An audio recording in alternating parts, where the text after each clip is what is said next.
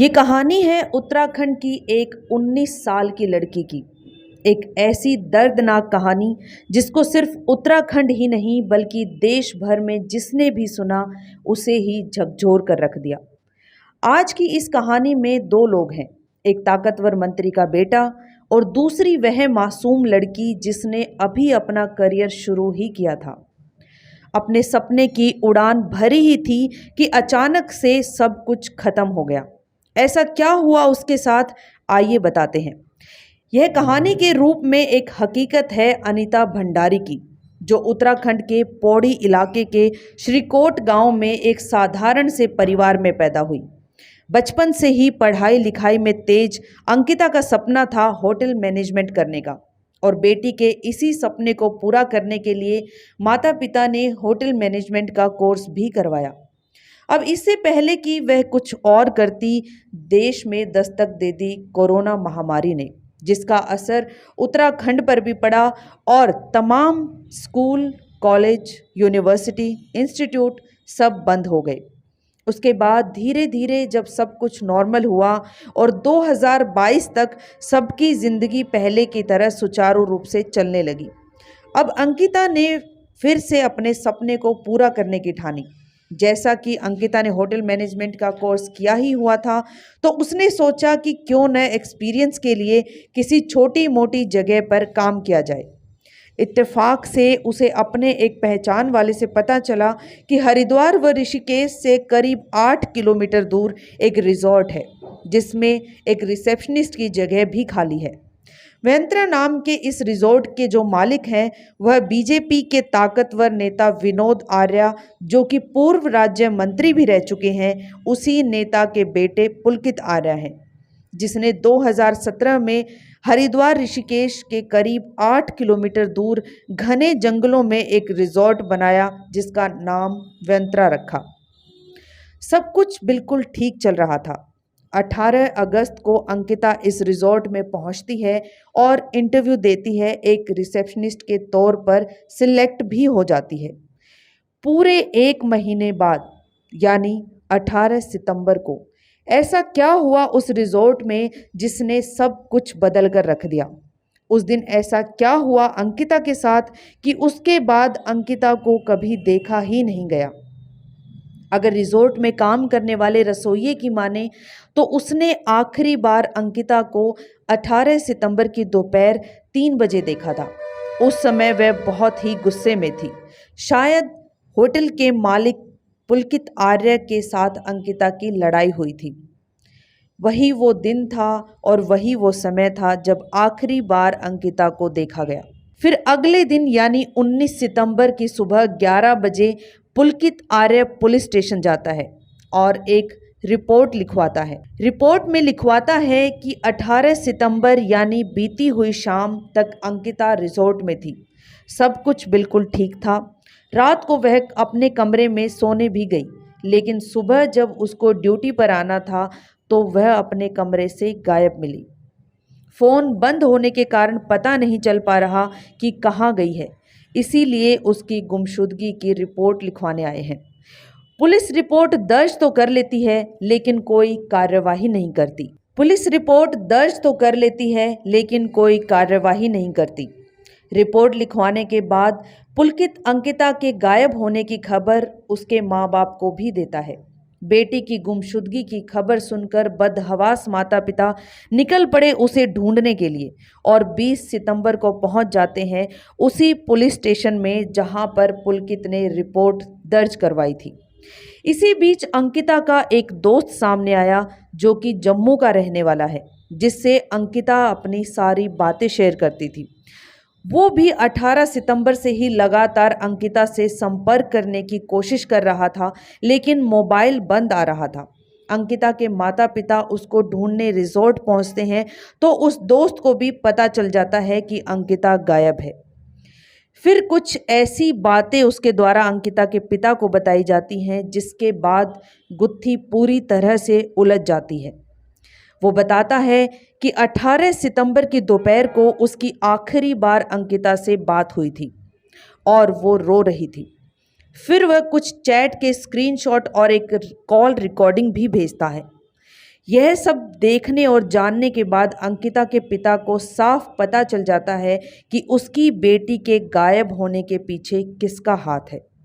वो पुलिस से पुलकित के खिलाफ एफआईआर दर्ज करने की मांग करते हैं, लेकिन 4 घंटे तक खड़े रहने के बावजूद भी एक ताकतवर मंत्री के बेटे के खिलाफ एफआईआर दर्ज करने की हिम्मत नहीं जुटा पाई उत्तराखंड पुलिस।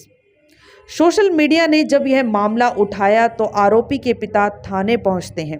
वहां पहुंचने पर उनकी जो आवभगत की जाती है उसे देखकर परिवार पूरी तरह से टूट जाता है। तभी किसी की दी गई सलाह पर इलाके के डीएम के पास परिवार पहुंचता है और न्याय की गुहार लगाता है। आखिरकार 22 सितंबर को बकायदा पुलकित के नाम के साथ एक मुकदमा दर्ज कर लिया जाता है। अब 23 सितंबर को जब यह मामला और गरमाया तो सोशल मीडिया के साथ साथ नेशनल मीडिया में भी खबरें आई। तब मजबूरन पुलिस ने आरोपियों को गिरफ्तार किया, जिनमें पुलकित आर्य के साथ 2 और लोगों को भी पकड़ा गया, जिनमें से एक मैनेजर और एक स्टाफ से था। जब पुलिस द्वारा सख्ती से पूछताछ की गई तो एक बेहद अफसोसजनक बात निकलकर सामने आई। तीनों के द्वारा ही इस बात को स्वीकार कर लिया गया कि 18 सितंबर को ही उन्होंने अंकिता को मार दिया था। अब जो कहानी उन्होंने बताई उसके मुताबिक उन्होंने पुलिस को बताया कि 18 सितंबर की दोपहर को अंकिता के साथ किसी बात को लेकर पुलकित की लड़ाई हुई। फिर अंकिता का मूड ठीक करने के लिए चारों लोग यानी अंकिता, पुलकित, रिजॉर्ट का मैनेजर और एक स्टाफ सब एक बाइक और एक एक्टिवा पर ऋषिकेश पहुंचते हैं। शाम होने लगी थी और अंकिता के अलावा बाकी 3 लोग शराब पीने लगते हैं। दोबारा से किसी बात को लेकर अंकिता और पुलकित के बीच में झगड़ा हो जाता है। जिस जगह पर वह चारों बैठे होते हैं वह एक तरह का बैराज यानी बांध था। अब आगे पुलकित बताता है कि जब झगड़ा होता है तो उसे गुस्सा आ जाता है और वह अंकिता को उस बैराज से धक्का दे देता है। उसके बाद उसे वहीं छोड़कर ये तीनों वापस उसी एक्टिवा और बाइक पर रिजॉर्ट वापस आ जाते हैं। कहानी में आगे बढ़ते हुए पुलिस को बताया गया कि किसी को उस पर शक न हो, इसलिए 18 सितंबर की सुबह पुलिस स्टेशन जाकर अंकिता के गायब होने की रिपोर्ट लिखवा कर आता है। अब जैसे ही पुलिस को पता चला तो गोताखोरों की पूरी टीम को उस बैराज के पास भेजा गया ताकि अंकिता की लाश को ढूंढा जा सके। आखिरकार 24 सितंबर यानी शनिवार को उस बैराज से करीब 8 किलोमीटर दूर एक चिल्ला पावर हाउस के पास एक लड़की की लाश मिलती है। लाश की शिनाख्त के लिए अंकिता के माता पिता को बुलाया जाता है और अंकिता के रूप में ही उस लाश की शिनाख्त भी कर दी जाती है। कातिल भी पकड़े जाते हैं, लाश भी मिल जाती है, लेकिन अभी भी एक गुत्थी उलझी ही हुई थी। एक सवाल अभी भी ज्यों का त्यों ही था कि आखिर ऐसी क्या बात थी जिसकी वजह से पुलकित और अंकिता के बीच लड़ाई हुई और पुलकित को इतना गुस्सा आया कि उसने अंकिता को मार ही डाला। उधर अंकिता के माता पिता ने जम्मू में बैठे उस दोस्त से संपर्क किया और उससे मिले। उस दोस्त ने जिस कॉल रिकॉर्डिंग और व्हाट्सएप चैट का जिक्र किया था पहले ही पुलिस को दे भी दिए थे। अगर उस चैट की बात की जाए तो उसमें अंकिता ने अपने दोस्त से कहा था कि ये लोग मुझे वैसी लड़की समझ रही हैं, ये सोच रहे हैं कि मैं 10,000 में बिक जाऊंगी और ये मुझे खरीद लेंगे। ये मुझे ज़बरदस्ती रिजॉर्ट में आने वाले गेस्ट के कमरे में भेजना चाहते हैं। यह सब ठीक नहीं है और मैं इनको मना कर रही हूँ। वहीं दूसरी तरफ कॉल रिकॉर्डिंग में अंकिता रो रही है और एक बैग मंगवा रही है। शायद वो उस रिजॉर्ट को छोड़कर जाना चाहती थी। अभी तक की पुलिस इन्वेस्टिगेशन में यह बातें सामने आई हैं कि इस रिजॉर्ट को शुरू तो सैलानियों के लिए किया गया था, लेकिन जंगल के बीच होने के कारण यह चल नहीं पाया और शायद इसी के चलते यहाँ पर देह व्यापार शुरू हो गया। इसीलिए जब अंकिता ने वहाँ नौकरी करनी शुरू की तो पुलकित को लगा कि उसे भी इस धंधे में उतार लेगा, पर उसे नहीं मालूम था कि अंकिता उसका साथ नहीं देगी और उसके खिलाफ हो जाएगी। कहीं ना कहीं उसे यह भी डर था कि रिजॉर्ट में क्या हो रहा है अंकिता कहीं किसी को बता न दे। अपने इसी डर की वजह से उसने अंकिता को रास्ते से हटा दिया। अब उत्तराखंड पुलिस का खेल देखिए। उस रिजॉर्ट के बारे में सब कुछ मालूम होने के बावजूद भी एक बुलडोजर वहां भेजा जाता है और उस रिजॉर्ट को अवैध बताकर गिरा दिया जाता है।